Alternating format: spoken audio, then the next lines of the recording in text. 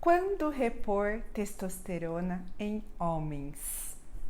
Primeira coisa, a gente vai repor testosterona em homens adultos quando há deficiência de testosterona. Quando que a gente suspeita que haja uma deficiência?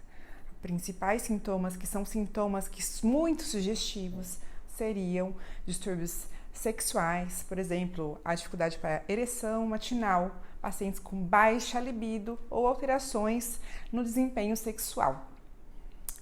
Esses são sintomas mais prováveis, mais específicos. Existem outros sintomas que são inespecíficos e a chance de serem causados por outras causas é maior do que serem devido à deficiência de testosterona, como por exemplo cansaço, alterações de humor, um humor mais deprimido, uma tristeza, uma fadiga, uma dificuldade em relação à parte muscular, começa a perder muito músculo, ficar com um corpo meio com baixa tonificação.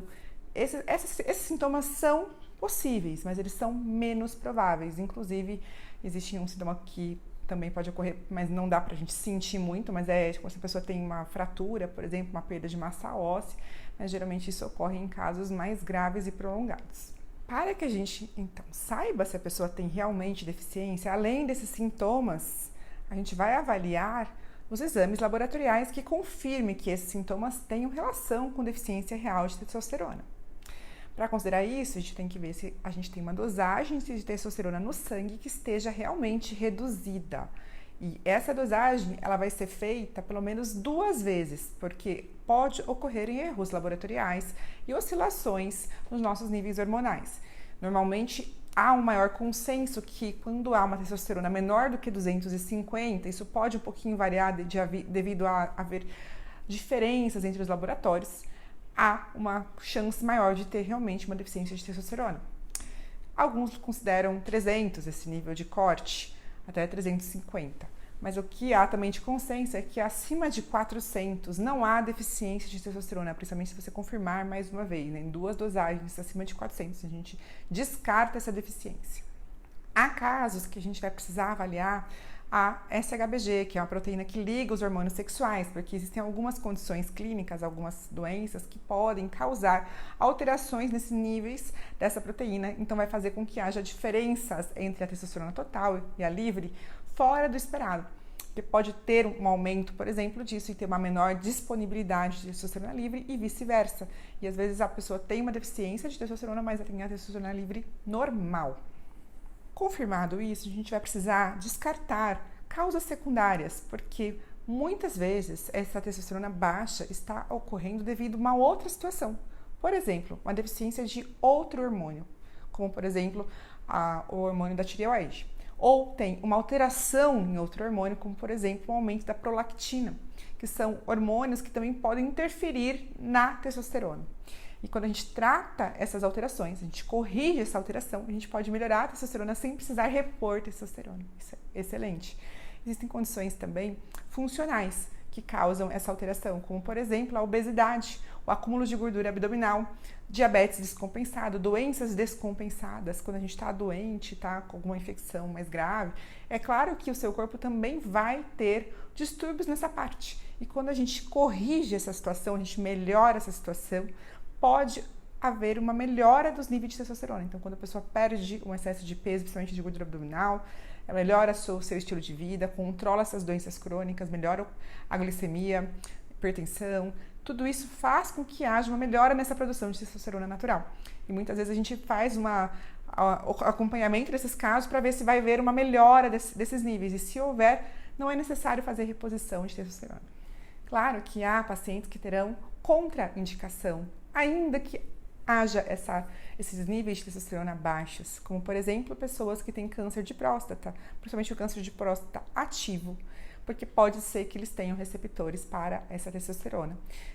Histórico de câncer de mama, que é bem menos comum em homem do que mulher, mas é uma contraindicação, porque sim, a testosterona ela vai se converter em estrogênio também, pode estimular esses tumores de mama. Pacientes que tiveram um infarto, um AVC, eventos cardíacos mais severos nos últimos 6 meses, né, em menos de 6 meses, eles recomendam que esperem esse pelo menos 6 meses para iniciar essa reposição, por estar mais vulnerável e correr mais risco de ter algum efeito colateral. Pessoas que tenham doenças crônicas graves, que estejam descompensados, como por exemplo, insuficiência cardíaca grave, insuficiência no fígado, né? Doenças hepáticas, doenças renais, tudo isso vai ter que ser levado em consideração e em um quadro mais grave pode ser que não seja indicada essa reposição. Em quadros mais controlados pode ser considerado, dependendo do custo-benefício. Assim como no quadro de apneia do sono, quando é muito grave, também pode piorar com a testosterona. Então, a gente primeiro tem que corrigir essa apneia para depois pensar na reposição.